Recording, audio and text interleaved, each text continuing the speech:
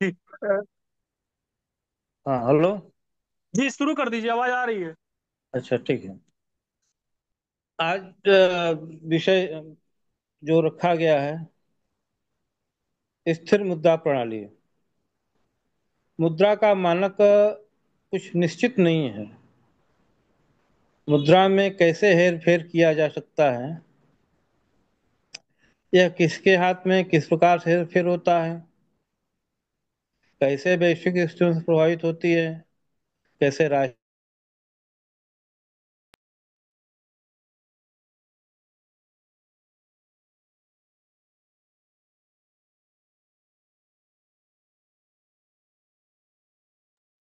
आपकी आवाज बंद हो गई है।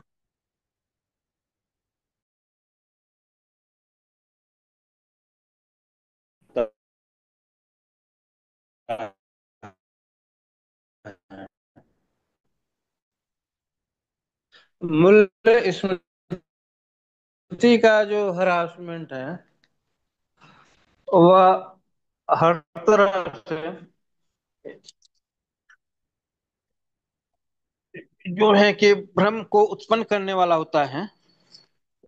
और यह भ्रम दिन प्रतिदिन जो है कि मूल्य स्मृति के न होने से बहुत प्रकार की समस्याएं उत्पन्न होती हैं। किस तरह से हमें तौल का,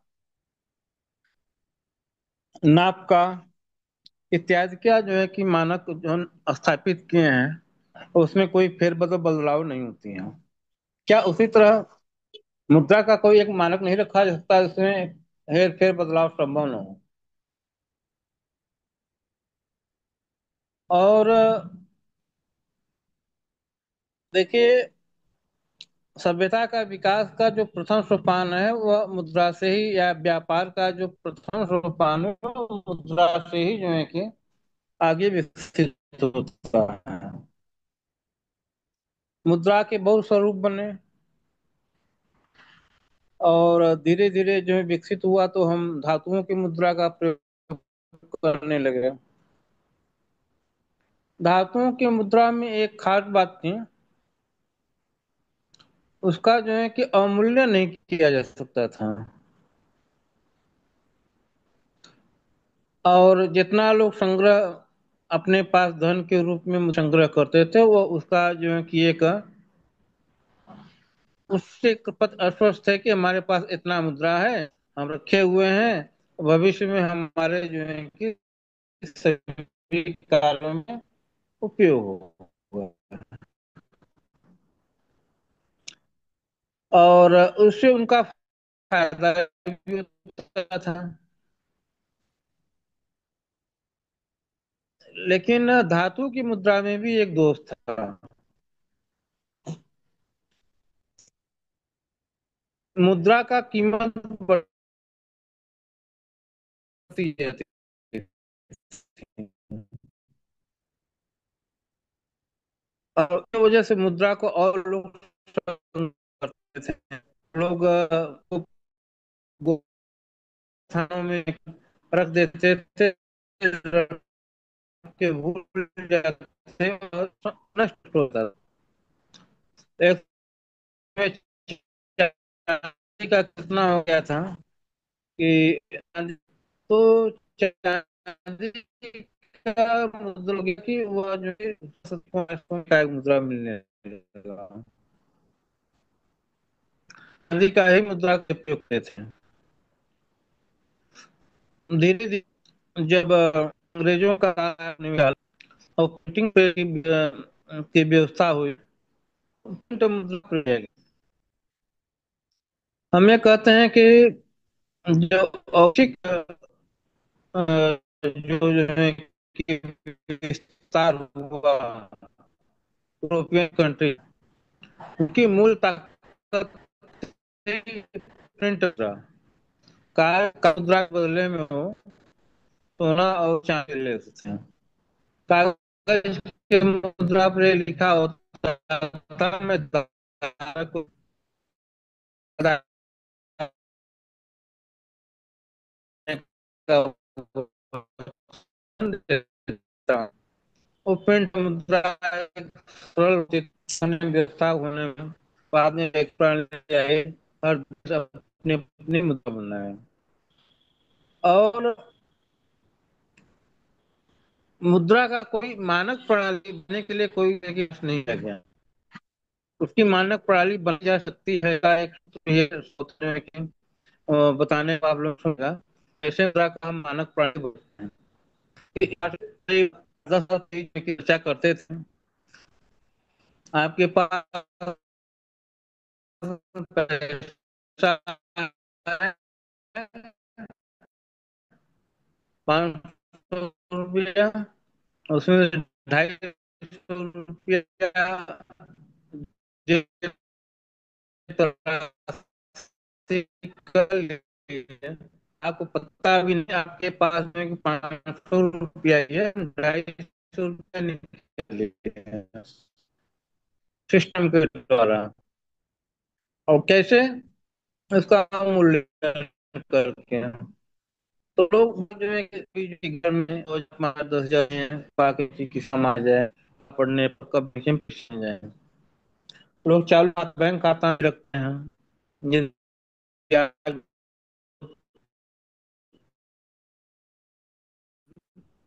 मिलता है उसके पीछे हम भागना देता है।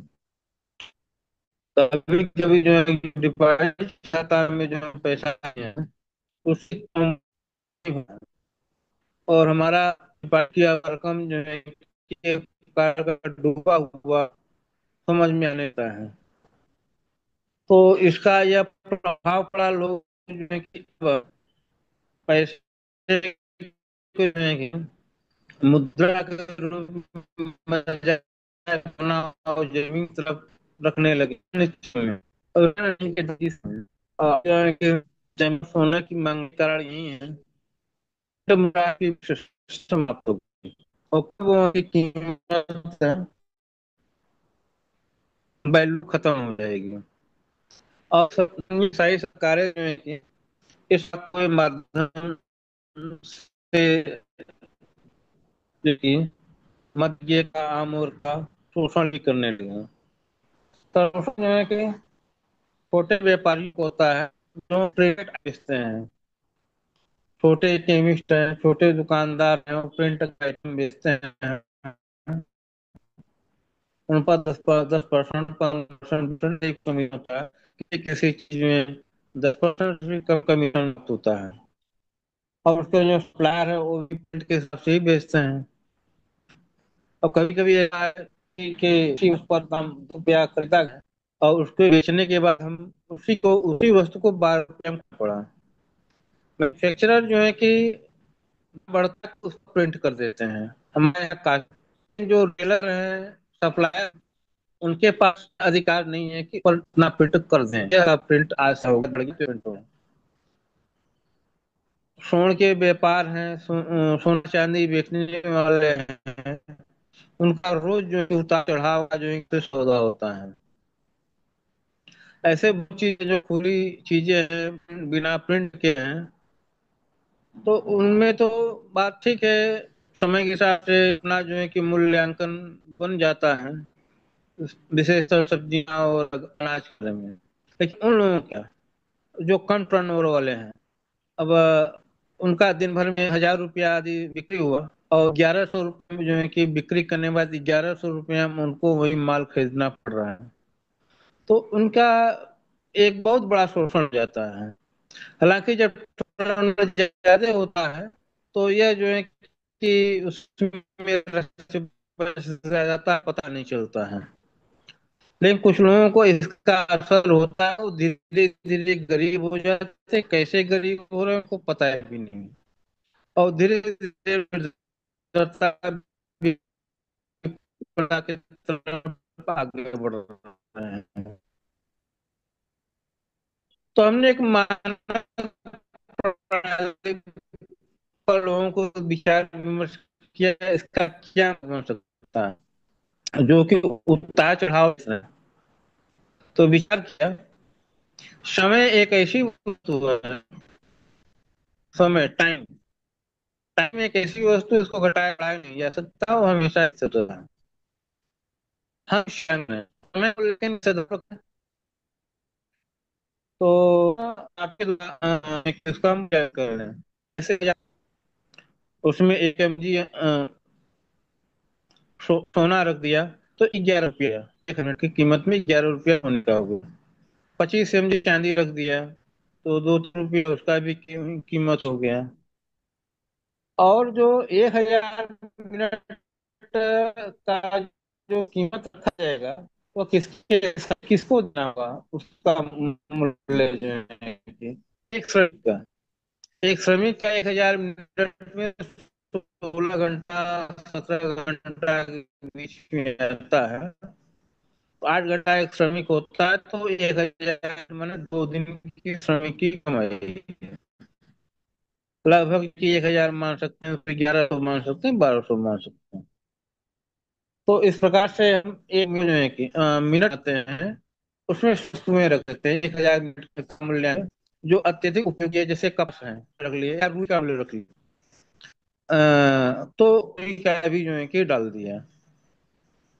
गेहूं रख लेते हैं 250 ग्राम, 250 ग्राम चावल 200 ग्राम चावल रख लेते हैं, 50 ग्राम घी लेते हैं। घी डालने का मतलब सभी प्रकार के डेयरी प्रोडक्ट का वह प्रतिनिधित्व करता है। दूध दही रबड़ी मलाई सब जो है कि सारे प्रकार मिठाइयों का वह प्रतिनिधित्व करता है। उसी तरह हम शुगर गुड़ जो है मान लेते हैं, तो मिठाई शुगर से बनने वाले हजारों चीजें हैं। ऐसे ऐसे हम 100 चीजों की एक मात्रा निर्धारित कर देते हैं कि 1,000 मिनट में यह पदार्थ इतना इतना होगा। जैसा उसको विशेषज्ञ और शास्त्री जो है कि उसके जो है कि विशेषज्ञ अपना बनाते हैं प्रारूप। हमने तो लगभग प्रारूप बनाया था मंगला बहुत आदरणीय आवाज प्रसाद जी, सही नहीं आपकी आ आवाज रही। कट रही है आपकी। बहुत पहले, 10 साल पहले, लेकिन मैं दोबारा फिर आपकी से आवाज स्पष्ट नहीं आ रही है। बनाया जाता है। लोग यदि इस पर विमर्श करें, चिंतन करें, तो हम सब उसका एक मान लेते हैं 1,000 मिनट का। 1,000 जिसमें हमें 2 दिन का जो है कि होती है, तो हमें राशि पर जो है कि मिनट, अब जो है कि 1,000 मिनट का प्रतिदिन का कीमत क्या होगा। तो वस्तुओं का कीमत प्रतिदिन जो है कि मार्केट में आता है, और जो है जी मार्केट।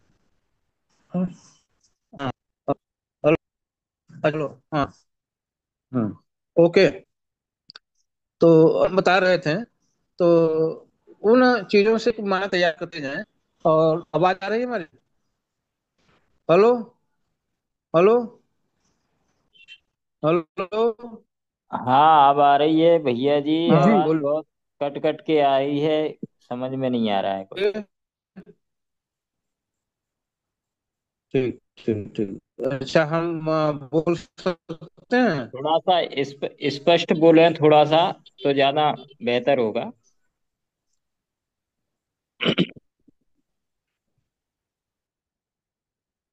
अच्छा, ठीक है, अच्छा ओके। हम जो है कह रहे थे कि 1,000 मिनट का जो है कि हम मूल्य पहले निर्धारित कर लें। समय को मानक इसलिए रखा समझा जाता है कि वह समय में उतार चढ़ाव संभव नहीं है। तो अब हम 1,000 मिनट का मूल्य रखते हैं। 1,000 मिनट का मूल्य जो है कि में 100 वस्तुओं का जो है कि मात्रा निर्धारित करते हैं, जिसमें से न्यूनतम मात्रा हर चीजों का रखा जा मंगला प्रसाद जी, आपकी आवाज स्पष्ट नहीं आ रही है। आधा से अधिक विषय जो है वो लगता है सुनाई ही नहीं दिया। सकता। सोना की एक एमजी, एक MG सोना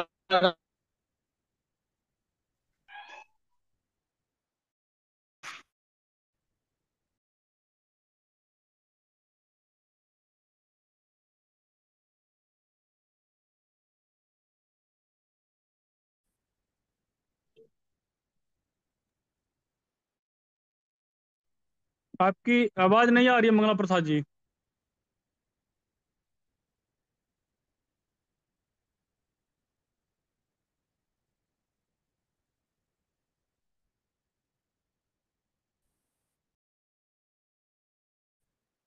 हेलो।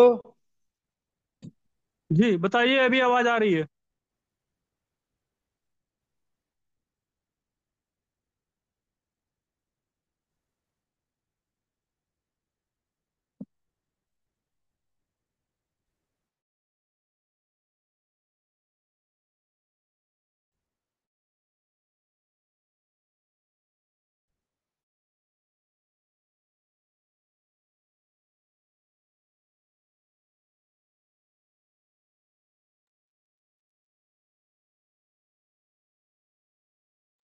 देखिए, मंगला प्रसाद जी डिस्कनेक्ट हो गए हैं, मुझे लगता है उनके यहाँ नेटवर्क की प्रॉब्लम है। किसी साथी को इस विषय पर कुछ जानकारी हो या चर्चा हो तो वो साथी इस विषय को रख सकते हैं, क्योंकि मुझे लगता है विषय बहुत आधा अधूरा और अस्पष्ट रह गया। और इस विषय पर मेरा भी कुछ ऐसा विशेष अध्ययन नहीं है या मेरी जानकारी नहीं है। मंगला प्रसाद जी की आवाज नहीं आ रही है। हाँ, हेलो। जी हेलो। बताइए। हम मानक मुद्रा प्रणाली पर चर्चा कर रहे थे। हम 1,000 मिनट को एक मानक बना लेते हैं श्रमिक के मूल्य के हिसाब से। तो 1,000 मिनट का जो है कि हम उन 100 वस्तुओं से मानक बना लें। उन विभिन्न प्रकार के वस्तुएं रखते हैं तौल की मात्रा के अनुसार। उसमें हम गाय का घी जो है 25 ग्राम रख सकते हैं। सोना 1 mg रख सकते हैं। चांदी जो है कि 25 mg रख सकते हैं। तांबा जो है कि 10-15 ग्राम रखते हैं। लोहा 100 ग्राम रख सकते हैं। एल्युमिनियम रख सकते हैं। और खाने पीने के पदार्थों में गुड़ को रख सकते हैं, जो बहुत सी चीजों का प्रतिनिधित्व करता है। कपास का रख सकते हैं, जो बहुत सी चीजों का प्रतिनिधित्व रखता है।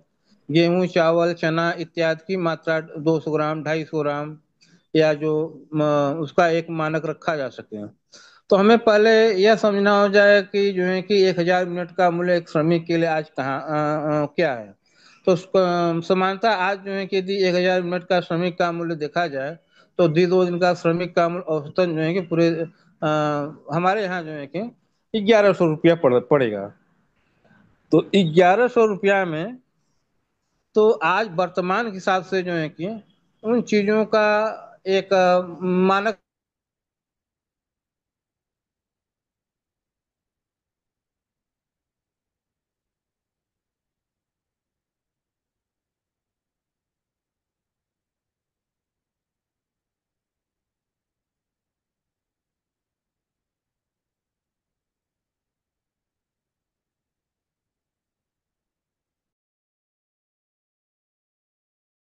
जी, आपकी आवाज नहीं आ रही है।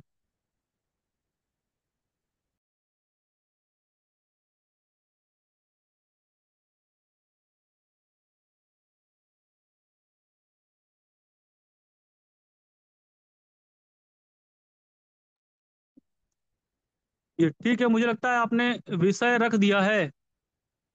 किसी साथी को जानकारी हो तो बताएं, या विपुल जी कुछ रखना चाह रहे हैं तो विपुल जी रख सकते हैं। हेलो। जी विपुल जी बताइए। हाँ, सबको मेरा नमस्कार। आज का विषय है स्थिर मुद्रा प्रणाली।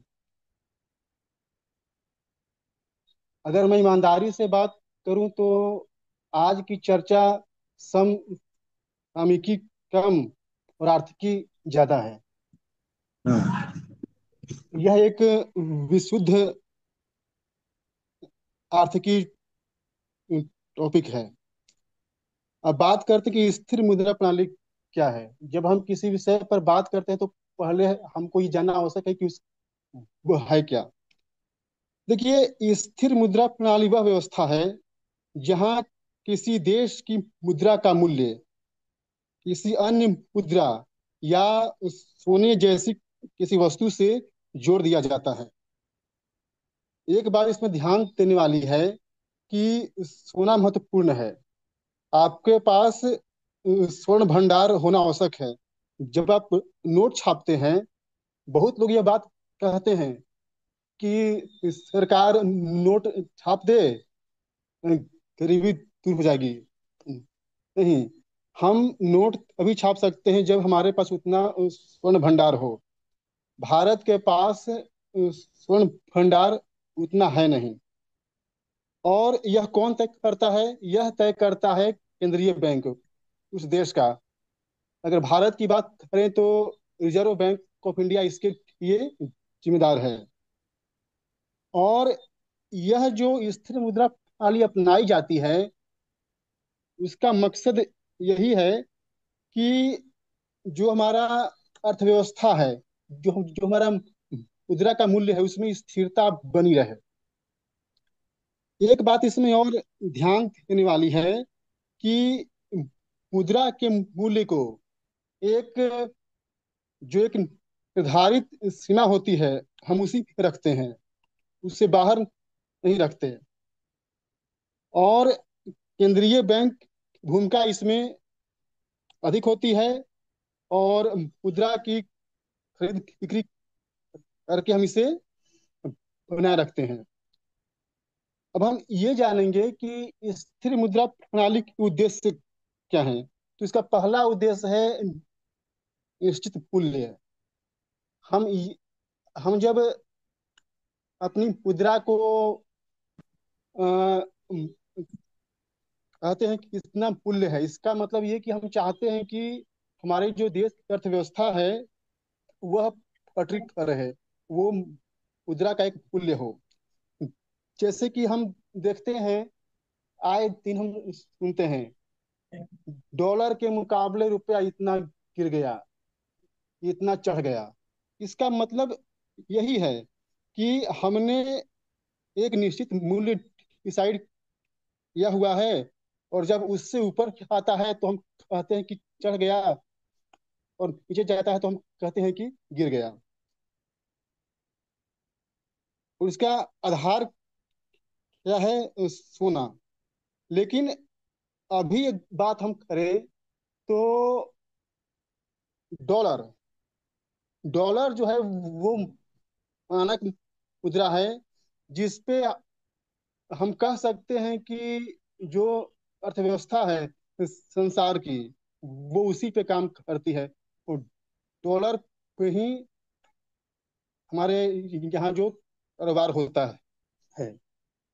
एक बात इसमें और कि इसमें सरकारी हस्तक्षेप होता है।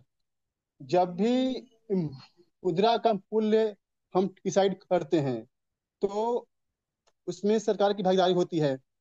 आपने देखा होगा कि त्रैमासिक मौद्रिक समीक्षा होती है हर 3 माह पे। रिजर्व बैंक ऑफ इंडिया करता है। वो क्यों करता है? क्योंकि वो इसी का पार्ट है। उसमें रिवर्स रेपो, रेपो दर, बैंक दर, वह डिसाइड करता है। यह जो बात है, ये उसी का पार्ट है। और अंतर्राष्ट्रीय व्यापार और निवेश में जो अपनी स्थिरता है, जो अपनी पहचान है, उसको बनाने के लिए हमेशा करते हैं। एक बात मैं और कहना चाहता हूँ कि सोना एक महत्वपूर्ण फैक्टर है, हाँ। लेकिन आज के समय में जो सबसे महत्वपूर्ण फैक्टर है वह है अमेरिकी डॉलर। अमेरिकी डॉलर का बहुत बड़ा रोल है। और विश्व की अर्थव्यवस्था में आज के समय में अमेरिकी डॉलर का बहुत महत्व है। तो इसके लिए हमें हमें हमें क्या क्या चाहिए? इसके लिए हमें चाहिए देसी मुद्रा भंडार। आपने एक चीज देखा होगा कि सरकार चाहती है कि हमारे पास अधिक से अधिक विदेशी मुद्रा है। क्यों? वह इसीलिए चाहती है कि जब हमारे पास विदेशी मुद्रा आएगी तो हम जो हमारी अर्थव्यवस्था है वो मजबूत रहेगी। जो हमारी मुद्रा का मूल्य है वह ऊंचा रहेगा। और इसके अलावे हम नोट छाप सकते हैं, हम पैसे छाप सकते हैं। और जो बाजार की शक्तियां हैं उसको भी हमें कंट्रोल करना पड़ता है। ये तो हुई जो विश्वास की बात है। जो यह मुद्दा रखा गया, वह रखा गया हाल ही में जो एससीओ की जो बैठक हुई उसके उपलक्ष्य में। उसमें एक बात कही गई कि हम डॉलर के अलावे अपनी एक मुद्रा जारी करेंगे। देखिए, बातें सुनने में अच्छी लगती हैं, लेकिन मुझे एक बात बताइए, क्या अभी ऐसा संभव है? पहले एससीओ या ब्रिक्स से देश से डिसाइड करें कि हम किसमें करेंगे। चीन चाहेगा कि युआन में हो, रूस चाहेगा कि रूबल में हो, और भारत चाहेगा कि रुपया में हो, और चाइना ये कभी नहीं चाहेगा कि रुपया में व्यापार हो, क्योंकि उसको घाटा हो जाएगा। और भारत कभी नहीं चाहेगा कि युआन में हो। तो ये जानना जरूरी है कि ये कितना प्रैक्टिकल है। जब रोनाल्ड रीगन अमेरिका का राष्ट्रपति था, उसने बहुत मेहनत किया। उसने डॉलर को एक मानक मुद्रा बनाया। आज अमेरिकी अर्थव्यवस्था का जो वर्चस्व है, उसके पीछे उसी का हाथ है। तो सबसे बड़ी बात है कि हमें अपनी जो मुद्रा है उसका मूल्य बढ़ाना पड़ेगा। हम अवमूल्यन कर रहे हैं।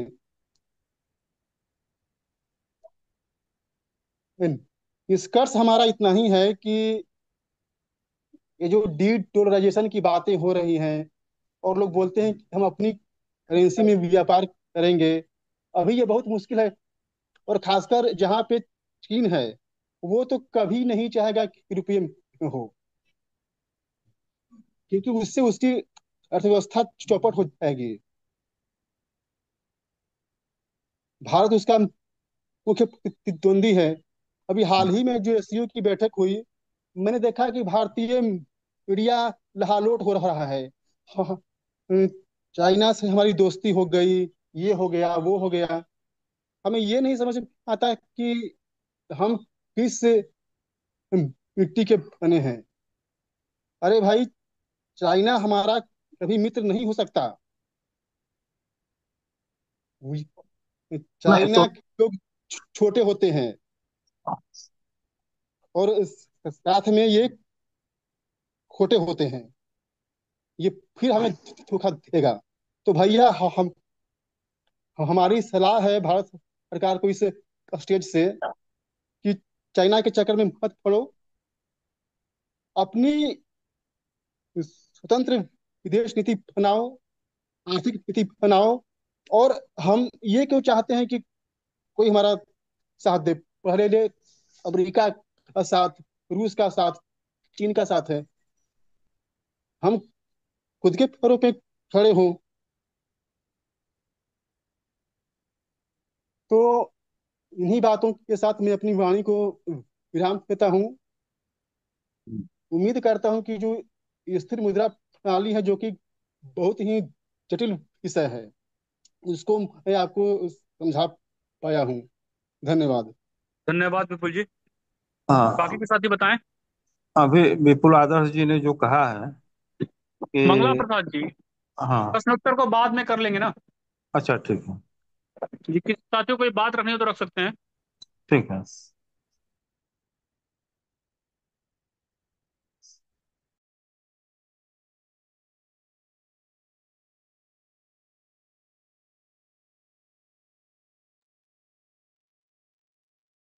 मुझे लगता है भैया जी जी बताइए।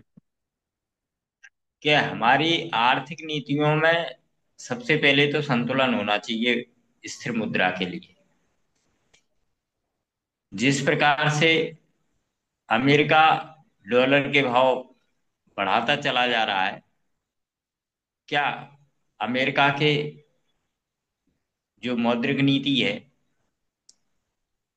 उस नीति में किसी का हस्तक्षेप है? कोई उस पर नजर रखे हुए है? क्योंकि वैश्विक जब ग्लोबल मुद्रा उसको घोषित किया गया, तो निश्चित रूप से कोई ना कोई ऐसी संस्था होना चाहिए जो उसकी बनाई गई नीतियों पर नजर रख सके। कहीं ऐसा तो नहीं है कि अपने हितों की पूर्ति के लिए अमेरिका अपने हिसाब से डॉलर को बढ़ाता चला जा रहा हो। क्योंकि मैंने कहीं पढ़ा था, कोई लेख पढ़ रहा था उस समय, स्वतंत्रता के समय डॉलर में और रुपया में बहुत ज्यादा अंतर नहीं था। तो इतना अंतर भाई आया कैसे? सोचने वाली बात है जी। हमारे पास जो सोना रखा हुआ है, तो हमने उस पर जितनी मुद्रा उस समय छापी थी, अगर हमने और अधिक मुद्रा छापी, तो इसके पीछे हमारी नीति क्या रही, उसकी क्या समीक्षा हुई कभी? होना चाहिए। हमारे क्या प्रबंधन में कमी रही? हमारे आर्थिक विकास की नीति क्या सोच समझ कर नहीं बनाई गई? अर्थात हमने अपनी इनकम से ज्यादा व्यय क्यों किया? क्योंकि ये तो आय और व्यय का है। और देश की जो मुद्रा होती है वो निश्चित रूप से जनता की धरोहर होती है। भाई धरोहर के ही पीछे तो सांकेतिक मुद्रा छापी जाती है, अर्थात सोना रखा हुआ है। जितना भी प्रिंट है उसके पीछे उतने का सोना रखा हुआ है, उतनी कीमत का। तभी तो ये मुद्रा बाजार में चल रही है। तो हमारे उपभोक्ताओं से, क्योंकि रुपया एक बार उपभोक्ता के हाथ में आ गया तो उतनी कीमत का है, अगर उसका अवमूल्यन होता है तो अर्थात जितनी भी जो प्रोडक्ट आम किसान ने, आम जनता ने उत्पादन जो अपना किया और उसको बेचा, उसके बदले मुद्रा अपने पास रखी, तो उसका उसकी तो कीमत, ऑटोमेटिक माल बेच दिया उसने, उसके बाद भी उसकी कीमत कम होगी। तो हमारे उपभोक्ता के जो अधिकार है उनका संरक्षण कैसे? तो ये तो संरक्षण वाली बात आ गई। अर्थात हमारे जो अ, आर्थिक नीति का निर्धारण करने वाले लोग हैं उनकी नीयत में खोट है, और ये खोट नहीं होना चाहिए। तो बाजार पर नियंत्रण, उसमें हमारी जितनी भी मुद्रा से संबंधित नीतियां बनी हुई हैं, क्योंकि मुद्रा का जो नियम चल रहा है वो तो हमारा शायद 1860 का ही चल रहा है। 1860 से आज तक मुद्रा का दोबारा से समीक्षा हुई ही नहीं है। भाई हम आजाद हो गए तो उसके बाद कुछ तो होना चाहिए था, लेकिन नहीं हुआ, तो क्यों नहीं हुआ? ये प्रश्न,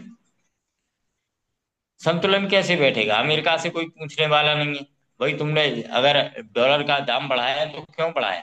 भाई उसके पीछे डॉलर का दाम बढ़ाया तो हमारे रुपए का दाम नहीं बढ़ा क्या? क्योंकि सोना तो हमारा भी उतना ही रखा है, तो फिर इसमें अंतर क्यों आया? ये बेसिक प्रश्न है। इसी दादागिरी को खत्म करने के लिए मुझे लगता है अभी ब्रिक्स में, या जो चीन में जिनपिंग, मोदी और पुतिन साहब के बीच में बात हुई, इसी का संतुलन करने के लिए ये एक नए मुद्रा का, जितना भी तीनों देशों के पास सोना है उसके पीछे कितनी मुद्रा यहां से की गई है, उस एक कोई ऐसी कॉमन मुद्रा लाई जाए, ना वो रुपया हो, ना वो रूबल हो, ना वो युआन हो। एक नई मुद्रा अपने यहाँ चलाते रहो, लेकिन उस मुद्रा का और हमारे यहाँ रखा जो सोना है उससे तो तुलना होगी ना। अगर हम अपने रुपया को और अधिक छापते हैं तो उसकी कीमत गिरेगी, ना कि चीन या रूस या भारत तीनों अपने रुपया की कीमत बढ़ा दें तो पाकिस्तान, इसके चीन के रुपया की कीमत कम हो जाए या रूस के रुपया की कीमत हो जाए, नहीं होगी, उसकी भी कीमत बढ़ेगी। अगर वो छापेगा, वो अधिक मुद्रा छापेगा तो उसकी मुद्रा की कीमत गिरेगी, क्योंकि उसके पीछे रखा जो सोना है, धातु है, वो कम हो रही। तो ये नियमन, जो वित्तीय नियमन है, वो ठीक से होना चाहिए, तभी हमारी मुद्रा में स्थिरता आने की कोई संभावना है। जो भी उपभोक्ता है, उनके उनका उनके अधिकारों का भी संरक्षण होगा। और सबसे बड़ी बात है वित्तीय नियमों में पारदर्शिता। जब तक पारदर्शिता नहीं आती है, भ्रष्टाचार नहीं रुकता है, अपराध की रोकथाम नहीं होती है, तो हम कैसे कैसे एक स्थिर मुद्रा की कल्पना कर सकते हैं। ये हमारे कुछ दिमाग में जो समझ में आया, मैंने रखा, आगे और लोग रखें। धन्यवाद। जी, धन्यवाद। बाकी के साथी बताएं।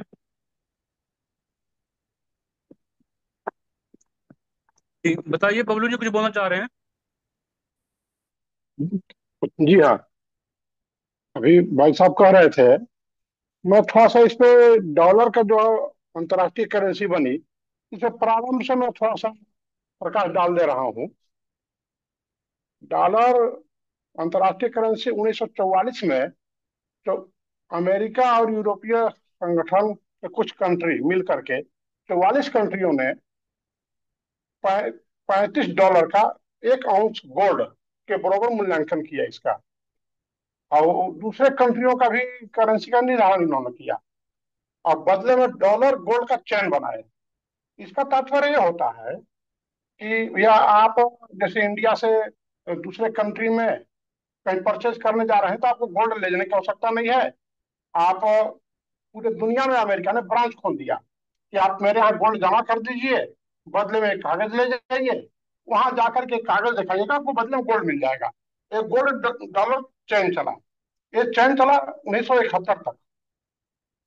71 में अमेरिका ने, जब तब तक अमेरिका का लमसम 25 वर्ष हो गए, 25 वर्षों में डॉलर जो है पूरे दुनिया में लगभग लगभग 60-70% ग्रो कर गया, गेन कर गया, फैल गया। इन्होंने गोल्ड चैन को तोड़ दिया। गोल्ड चैन को तोड़ दिया। फिर 70 के दशक के बीच में, 75-80 के बीच में, इनके यूरोपियन कंट्री से मतभेद हो गया। मतभेद हो गया। क्या हुआ कि जो यूरोप में काफी गोल्ड डॉलर जमा हो गए, अरब कंट्री हो गए, बाकी लोग हो गए, जो कंट्रियां जो तेल वगैरह आयात निर्यात करते थे, डॉलर जमा हो गए। इन्होंने डॉलर के बदले जब गोल्ड मांगा, तो अमेरिका देने से इनकार कर दिया, जिसका परिणाम हुआ कि 91 में यूरो का जन्म हुआ।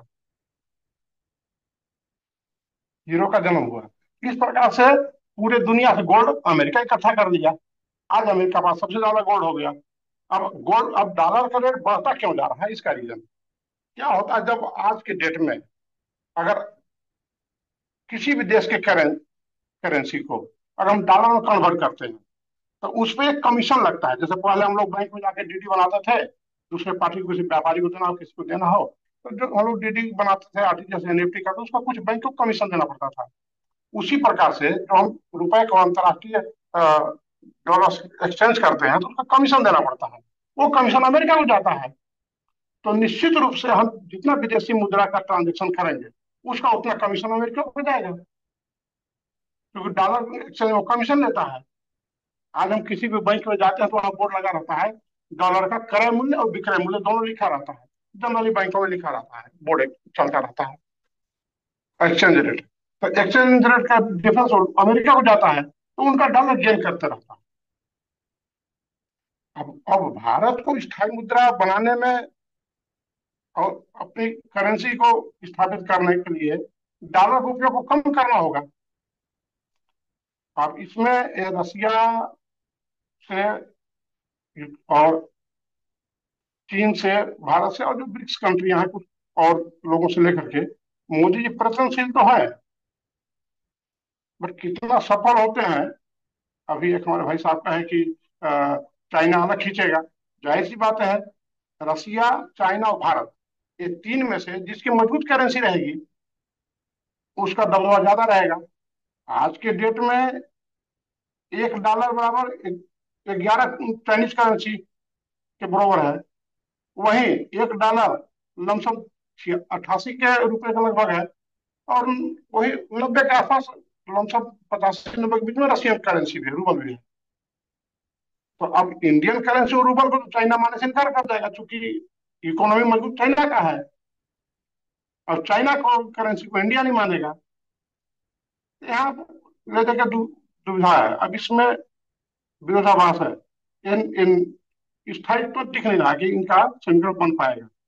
इसमें इंडिया को क्या करना चाहिए कि अपना डोमेस्टिक प्रोडक्शन को बढ़ाना पड़ेगा।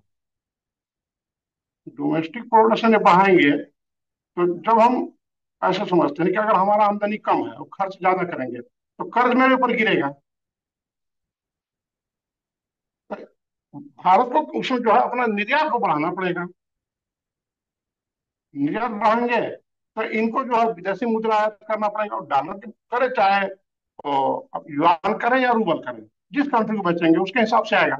और जो निर्धारण होगा, जिस प्रकार से उन्होंने 44-45 कंट्रियों का समिट बनाए थे, एक अमेरिका के डॉलर के अगेंस्ट में पैरेलल एक संगठन खड़ा करने पड़ेंगे, और डॉलर का उपयोग को कम कर दिया जाए। उससे कम करने से क्या होगा कि डॉलर का जो एक्सचेंज वैल्यू जाता है वो धीरे धीरे घटता चला जाएगा। तो डॉलर का मोनोपोली इससे थोड़ा कम होगा, मोरल इसका डाउन किया जा सकता है।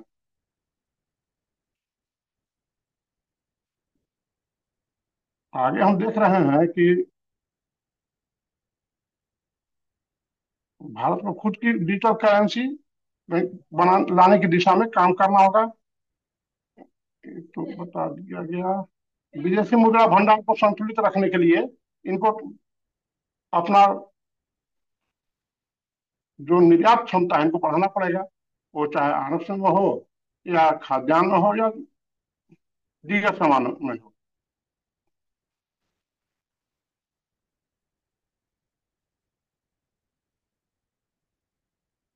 कहने का तात्पर्य है कि इनको एक्सपोर्ट को कम करना होगा और इंपोर्ट को कम करना होगा, एक्सपोर्ट को निर्यात को बढ़ाना पड़ेगा। छोटे छोटे स्थानीय उद्योगों को बढ़ावा मिले, ग्रामीण जो अपने यहाँ है उनको रोजगार मिले, और रोजगार ऐसा हो कि जो प्रोडक्शन निर्मित हो, उससे क्या उत्पादन बढ़ेगा, हमारे खपत से ज्यादा रहेगा, हम विदेश भेज पाएंगे, निर्यात कर पाएंगे दूसरे देशों को। अभी तो हम आयात की स्थिति में है। जब तक हम निर्यात की स्थिति में नहीं पहुंचते हैं तब तक इस विषय में कुछ सोच पाना न्याय संगत नहीं लग रहा है हमें। तो केवल चर्चा तक ही सीमित रह जाएगा। बाकी मोदी जी धीरे धीरे आगे बढ़ रहे हैं। अभी मेरे जानकारी के अनुसार समथिंग 22 कंट्रियों में करेंसी, इंडियन करेंसी कार्य कर रही है। समथिंग शायद संख्या 20 या 22 कंट्री हो गए हैं अभी जहां इंडियन करेंसी काम कर रहे हैं। कहीं कहीं डायरेक्ट रूप से, कहीं कहीं इनडायरेक्ट रूप से मगर कार्य कर रहे हैं। और इन्हें इन्हें एकत्रित करने की आवश्यकता है। एकत्रित कर पाए और एक पैरेलल अगर हम बना पाए अमेरिका के अगेंस्ट में, तो शायद हम लोगों का जो सोच है वो सार्थक हो पाए। धन्यवाद। जी, बाकी के साथी बताएं। सभी बंधुओं को नमस्कार। ये बताइए पवन जी। देखिए, अभी सभी विद्वतजनों ने जो है सरकार को क्या करना चाहिए क्या नहीं करना चाहिए तो बड़ी अच्छी राय दी। हम अपनी बात जो है आप लोगों की तरक्की के लिए करते हैं कि मुद्रा को समझकर आप अपना विकास कैसे कर सकते हैं। जब हम 100 रुपये लेते हैं तो उस पे मेरे देश की प्रतिष्ठा होती है, जिसमें गवर्नर यह वचन देता है कि मैं धारक को 100 रुपया देने का वचन देता हूँ। और यह बात झूठी निकलती है, क्योंकि 100 रुपया रखते हैं जब तो साल भर बाद उस 100 रुपये का मूल्य घट जाता है, तो गवर्नर की बात झूठी हो जाती है।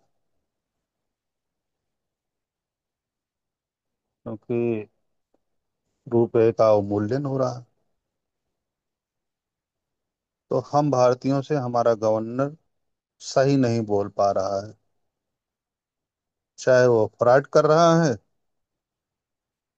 या वो जो है विदेशी ताकतों के नाते जो है मुद्रा की स्थिति गिरती जा रही है। जो कुछ भी कारण हो, बचना हम लोगों को। तो हम सुरक्षित कैसे रह सकते हैं जब हमारा गवर्नर ही जो है हमसे झूठ बोल रहा है? तो हमें सुरक्षित रखने के लिए हम अपनी कमाई पे 6% और दें। हम सोना खरीदें तो 3%, 6% बनवाई देंगे तनिष्क को, और 3% का टेस्ट देंगे, टैक्स देंगे, तो 9% जो है हम जो है और पैसा कम हो जाएगा मेरा।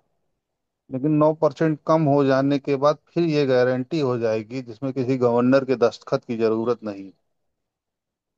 ये हमारे विचार की गारंटी हो जाएगी, कोई रुपया फिर घटेगा नहीं, वह बढ़ता ही रहेगा। फिर हमारे रुपए को किसी गवर्नर के दस्तखत की जरूरत नहीं है, किसी विदेशी दबाव की जरूरत नहीं। तो हमें अगर अगर अपना रुपया बचाना है तो हमें स्थिर मुद्रा में अपनी प्रॉफिट को रखना है। तो हम अपनी अर्थव्यवस्था सही रख सकते हैं। तो हम अपने बच्चों को एक राय दे सकते हैं, एक समझ दे सकते हैं कि वो हमेशा अपने पैसे को अच्छे सोने में कन्वर्ट करते रहें, चाहे वो सिक्के हों, चाहे वो धातु के रूप में। तो वो उनकी अर्थव्यवस्था सुदृढ़ रह सकती है। धन्यवाद।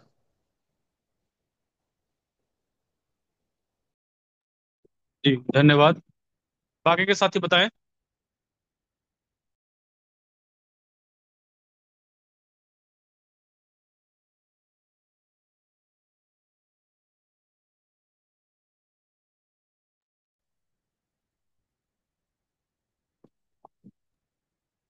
ज्ञानेंद्र जी, बहादुर सिंह जी, या कोई भी प्रजापति साथी बोलना चाहें। महोदय, हेलो। बताइए श्रीकांत जी। मैं प्रवक्ता महोदय से पूछ रहा हूँ, जो वो लेसन दे रहे हैं इस पर, इंपोर्ट एक्सपोर्ट पर। भारत सबसे अधिक किस चीज का एक्सपोर्ट करता है?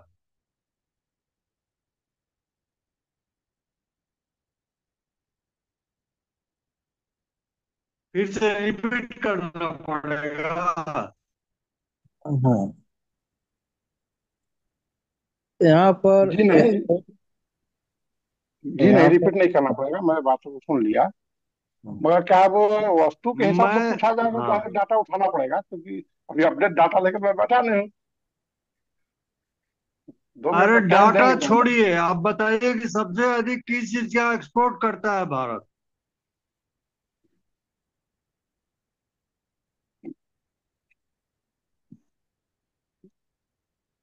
हाँ, वही वस्तु का डाटा तो उठाना पड़ेगा ना, किस किस चीज का अब एक्सपोर्ट करता है। बताइए, पेट्रोलियम है, इंजीनियरिंग। आप बताइए, आप बताइए, आप बताइए, सुनिए। जी सुनिए, आप बता दिए, आपको जो बताना था बता दिए।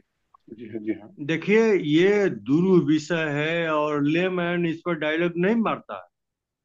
जी हाँ, और जी हाँ। सबसे अधिक फार्मेसी का एक्सपोर्ट होता है भारत से। तो इसके पास, तो भारत के पास एक्सपोर्ट का विकल्प बहुत सारा नहीं है। मिनरल्स है, फार्मेसी है, कपड़ा है, और कुछ अब राशन जा रहा है बाहर। वो भी वो भी बहुत, 70 के पहले नहीं जाता था, 70 के बाद जाना शुरू हुआ है, लाल बहादुर शास्त्री के पास। और इधर नरेंद्र मोदी ने कुछ एक्सपोर्ट का सब्जेक्ट बढ़ाया है। तो ये सब पर देखिए, ऐसा ऐसा विषय पर आप सलाह दे रहे कि इम्पोर्ट घटा दो, इम्पोर्ट घटा दो। यहाँ पर तो 1.5 लाख करोड़ रुपए का खाली बीड़ी पी जाता है सब। 2 लाख करोड़ रुपए का पान खा कर थूक देता है रोड पर। 2.5 लाख करोड़ रुपए का तक कॉस्मेटिक्स महिलाएं लगा लेती है। और क्या, 2,36,000 करोड़ रुपए का ये नरेंद्र मोदी राशन बांट देता है। तो इंपोर्ट घटा दो, क्या इंपोर्ट घटा दो? आप क्या है, आपके घर में इंपोर्टेड सामान है? एक भी मुश्किल से मिलेगा। प्याज खरीदते होंगे, आलू खरीदते होंगे, यही सब खरीदते होंगे ना। तो इंपोर्ट आपका विषय नहीं है। जो इंपोर्ट होता है, जो सबसे अधिक।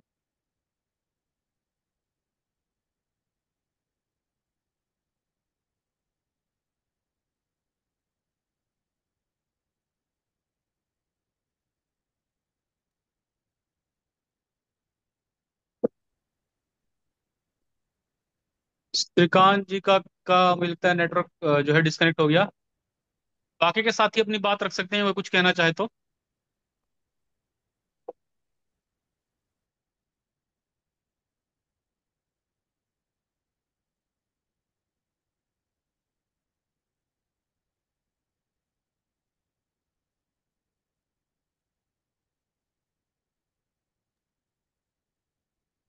एक प्रश्न और है भैया जी जी। बताइए। जब हमारे यहाँ सोना भी खदानों से निकाला जाता है, कोलार की खदानों से सोना निकलता है, तो रुपए के पीछे सोना ही रखा हुआ है। जब सोना बढ़ता है, निकलता है, तो निश्चित रूप से उसकी मात्रा बढ़ती है। तो क्या मुद्रा की कीमत बढ़ना नहीं चाहिए? नहीं बढ़ती है तो उसके पीछे का कारण क्या है?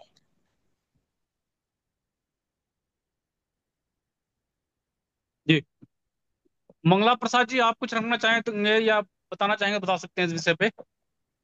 अभी तक जो चर्चा हुई है, हम मूल विषय तक के आसपास नहीं पहुंच पा रहे हैं कि स्थिर मुद्रा को कैसे जो है कि मानक तैयार किया जाए। और इस पर कोई हमें सूत्र नहीं कोई दे पाया है कि स्थिर मुद्रा कैसे दी जाए। और चर्चा जाकर वहीं पुनः घूम फिर जाती है।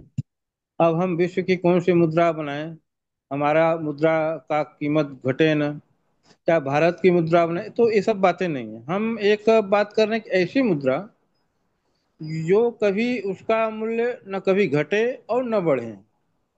तो हम पीछे चर्चा में वो बातें की है, लेकिन शायद जो है कि समझ नहीं पाए लोग। तो हमारे कहने का आशय था, जो स्थिर है वह समय है, समय को बढ़ाया घटाया नहीं जा सकता।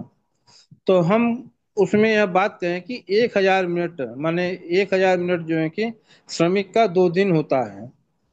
तो श्रमिक का जो 2 दिन का कीमत है, उसको रुपए के आकलन में हम 1,100 रुपये रख कर सकते हैं। उस 1,100 रुपये जो ये आकलन करते हैं, तो 1,100 रुपये में आज वर्तमान में क्या क्या सामान मिलता है, मैंने घी कितना मिलता है, सोना कितना मिलता है, चांदी कितना मिलता है, तांबा कितना मिलता है, लोहा कितना मिलता है, कपास कितना मिलता है, गुड़ कितना मिलता है, चीनी कितना मिलता है। तो 1,100 रुपये में ये चीजें हैं। अब देखिए, कोई भी वस्तु का भाव स्थिर नहीं रहेगा। तो वहाँ वस्तु को हम यह देखते हैं कि तो हमेशा कोई न कोई वस्तु बढ़ी रहती है, न किसी का दाम हमेशा घटा रहता है।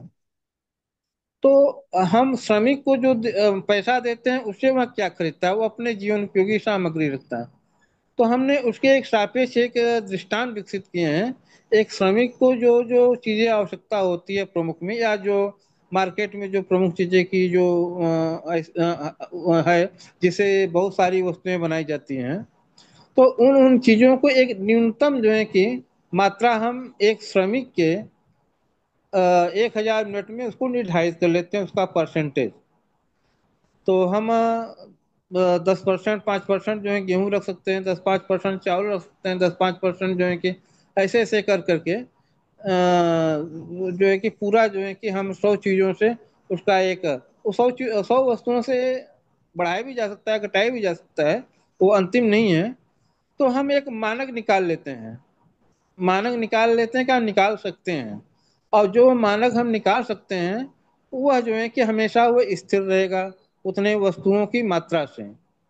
और वही वही मात्रा जो है कि एक मजदूर का जो है कि कीमत निर्धारित करेगी। तो वह उस करेंसी का मूल्य हो गया। तो वहाँ पर हम रुपया की जगह जो है कि करेंसी का मूल्य मिनट में लिखना होगा।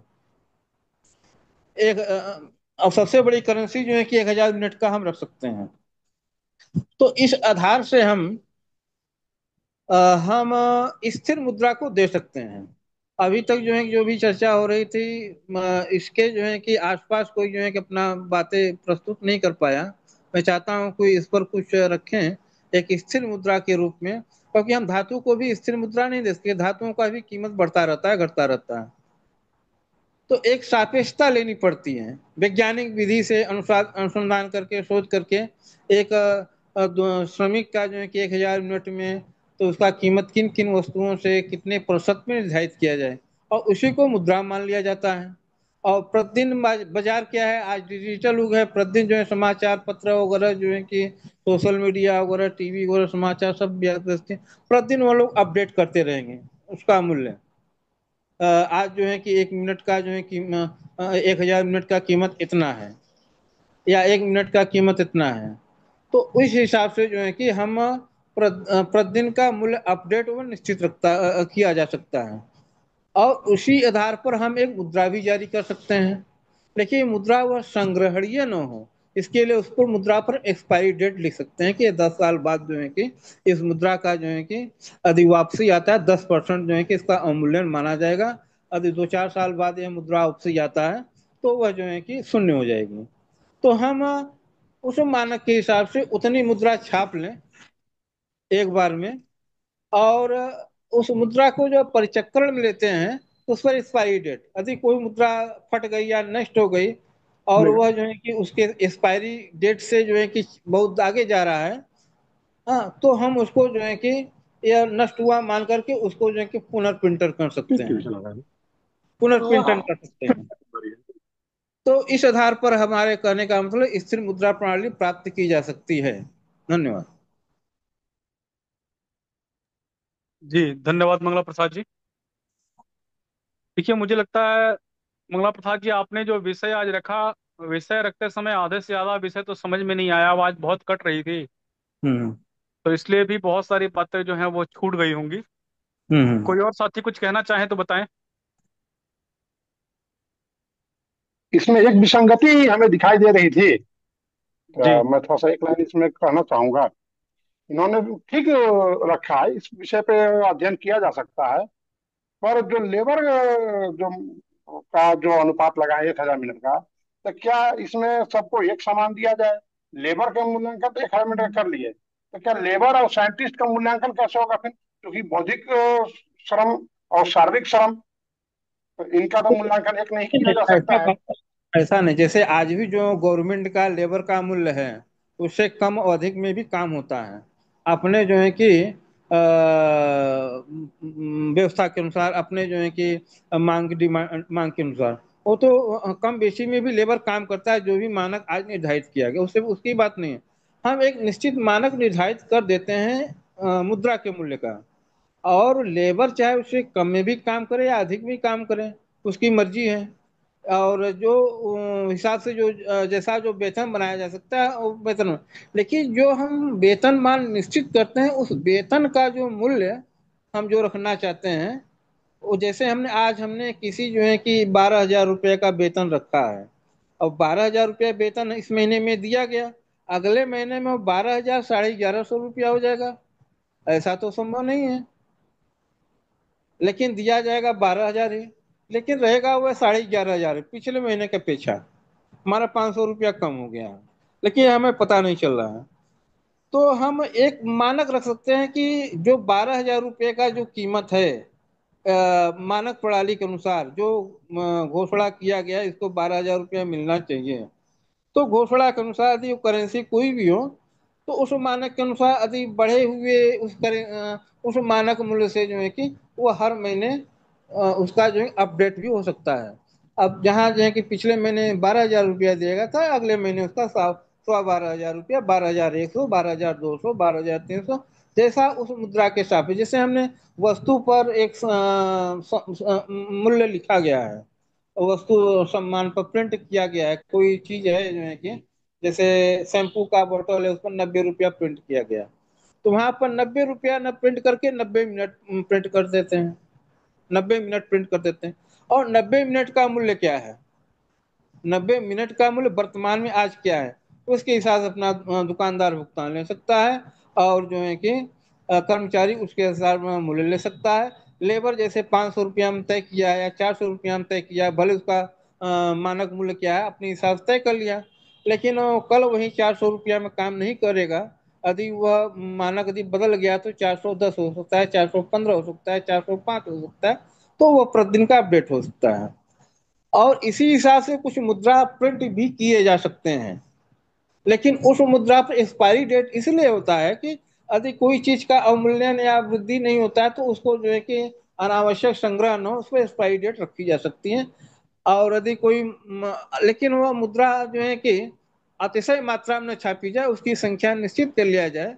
और कोई मुद्रा नष्ट हो जाती है तो एक्सपायरी डेट के साथ साथ मुद्रा जो है कि अपने एक्सपायरी डेट से भी काफी लंबे समय के बाद वापस नहीं आती है, तो उसको शून्य मान करके जो है कि अब बाद उस मुद्रा यदि वापस आती है उसका कोई मूल्य नहीं रहेगा, उसका पुनर्पिंटन हो जाता है। तो इस आधार से जो है कि एक मानक प्रणाली हम मानक दे सकते हैं स्थिर मुद्रा का, कहने का मतलब यह है। धन्यवाद। ठीक, धन्यवाद। बाकी के साथी बताएं। हेलो। जी आदरणीय, बताइए। सभी विद्वद्गण साथियों का स्वागत है। आज के मीटिंग में अभिनंदन है। आज का जो विषय आदरणीय मंगला प्रसाद जी ने रखा है कि स्थिर मुद्रा प्रणाली, जहां तक हम मुद्रा को साधारण भाषा में अगर समझें तो मुद्रा जो है एक लेन देन का, किसी भी चीज का मुद्रा के माध्यम से विनिमय विनिमय करने की प्रणाली है। और जब हम पुराने समय में देखते हैं तो मुद्रा जो है पहले तो स्वर्ण मुद्राएं चलती थी, फिर जो है सिल्वर चांदी का मुद्रा चला, एल्युमिनियम का मुद्रा चला, स्टील का चला, कांसे तांबे का चला, पीतल का भी चला। ये सारी जो है समय समय पर परिवर्तनशीलता आते रही, लेकिन वास्तव में जो स्वर्ण मुद्राएं चल रही थी तो स्थिर थी, क्योंकि स्वर्ण का वैल्यूएशन पूरे विश्व में जो है वो एक स्थिरता को कायम करता था और एक वो मूल्यवान धातु था। लेकिन धीरे धीरे जो भी धातुओं का जो है सो दाम घटने लगा, अब मुद्रा स्फीति आने लगा, तो उसमें जो है स्वर्ण मुद्राएं लेकर सब स्टॉप करने लगे। क्योंकि वास्तव में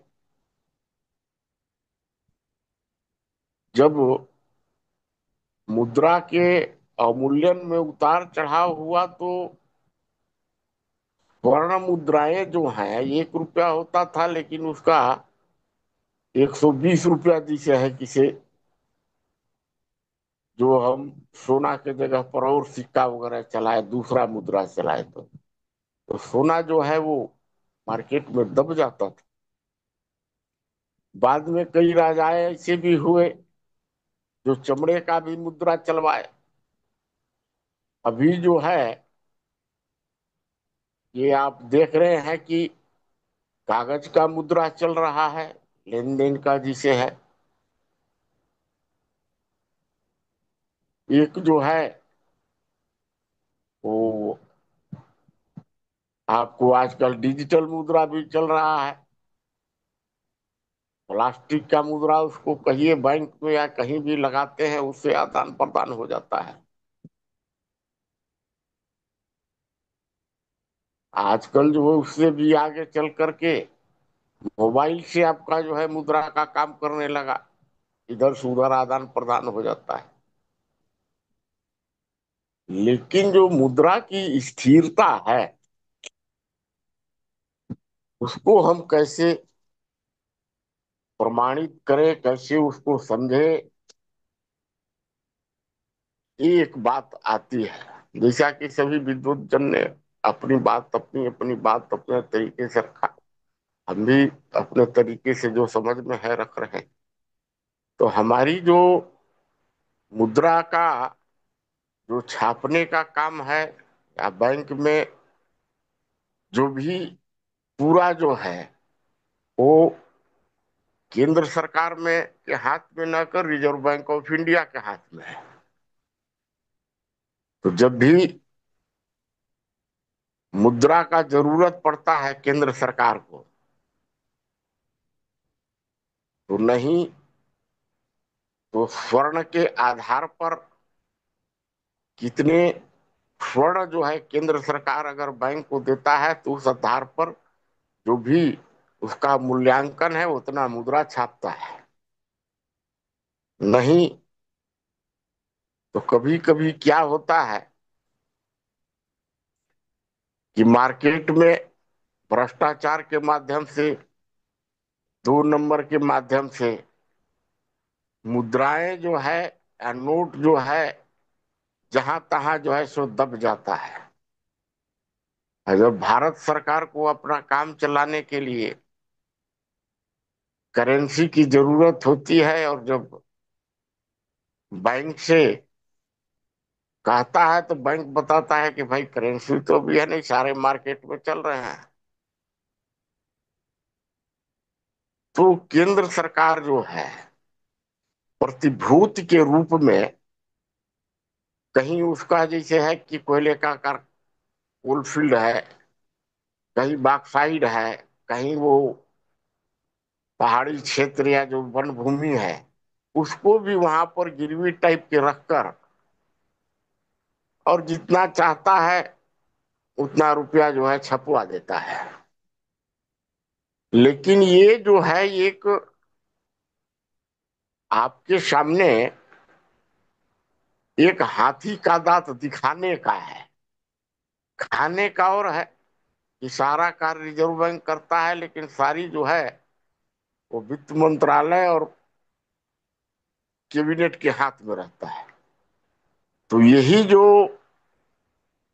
कई प्रकार की योजनाएं चलती हैं और कह दिया कि हम इतना प्रतिभूति दे दिए हैं और नोट जो है अत्यधिक मात्रा में छपवा लेते हैं और उसके द्वारा योजना को जो है चलाते हैं, जो कि आज अगर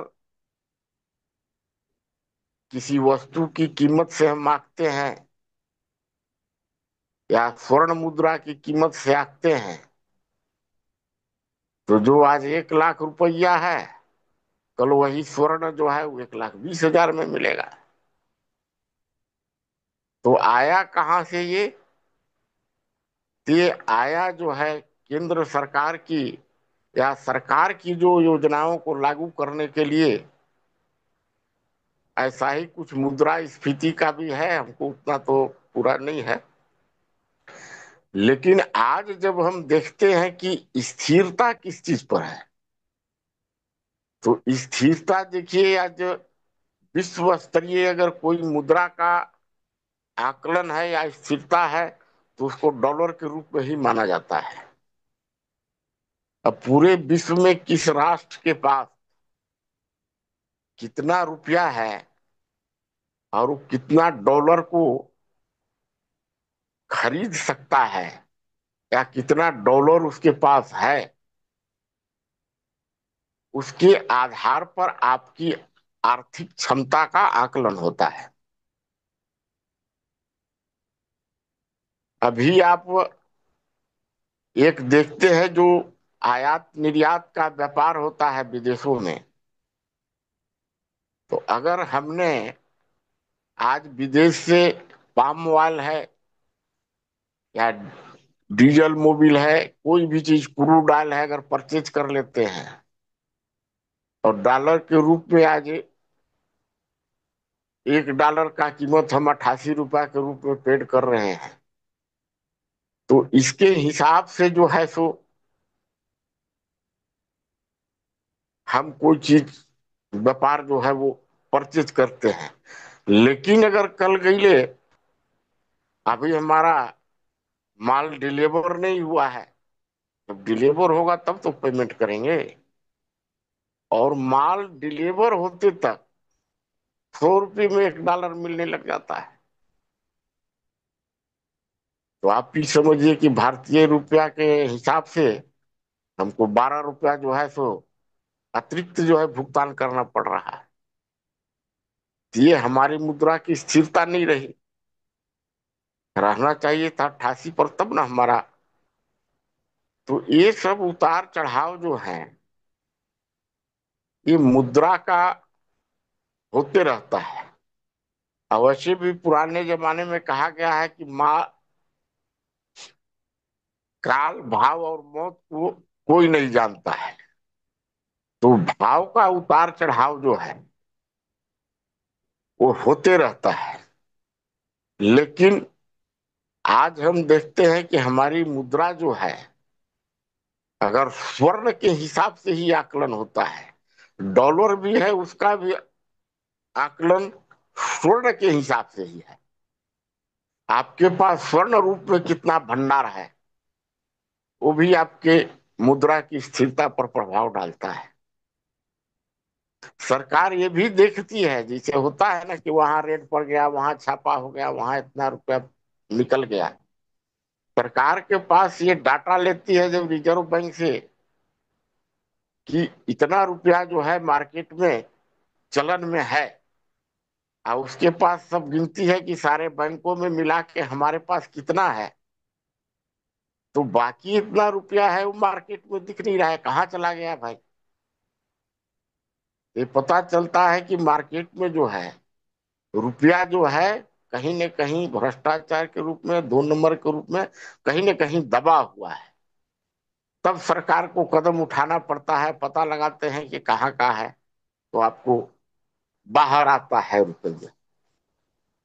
तो ये जो है मुद्रा की स्थिरता का स्थिति जो है वो जब तक हमारी सरकार जो है आत्मनिर्भर नहीं होगी तब तक उतना मुद्रा में स्थिरता भी नहीं आएगा। बराबर जो है विदेशों से परचेज करना और डॉलर के रूप में जो है सो चलाना। अब इसी को लेकर के जो है जैसे ही 2-4 साल होता है तो सरकारी अफसर रहते हैं या नेता लोग रहते हैं, सारे हड़ताल करना शुरू कर देते हैं कि हमको भाई टीए भत्ता मिलना चाहिए, महंगाई बढ़ गया, कल इस इतना रुपया में ये चावल ऐसे ऐसे मिलता था, आज नहीं मिल रहा है।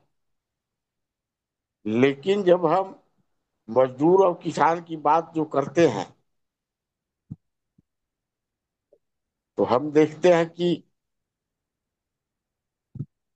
जब उस समय एक समय का 60-70 का जो समय था कि भाई 3 किलो अनाज पर जो है श्रमिक मिल जाते थे, चाहे धान हो मक्का हो कोई चीज भी।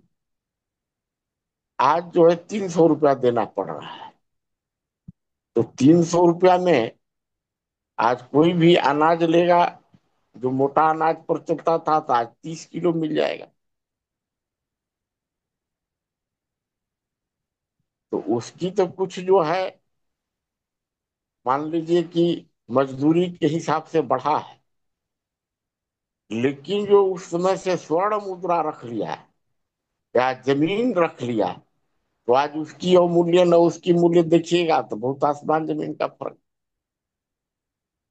तो ये सारी बहुत सा चीज है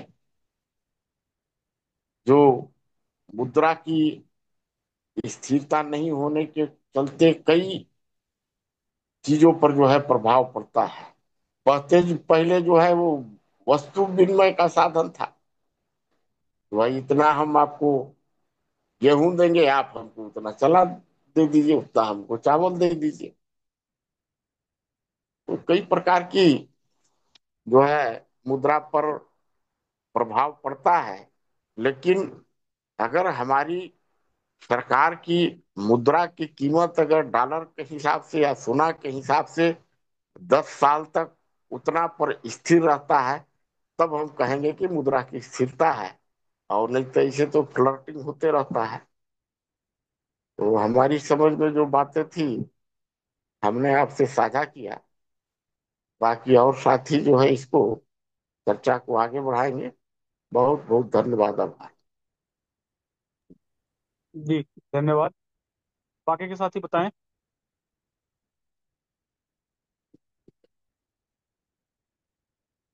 कोई साथी कुछ कहना चाहें या किसी का कोई प्रश्न हो।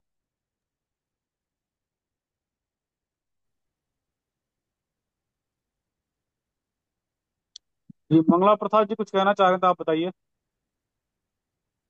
हम यह बताना चाहते हैं, अभी मोहनदास जी गुप्ता जी ने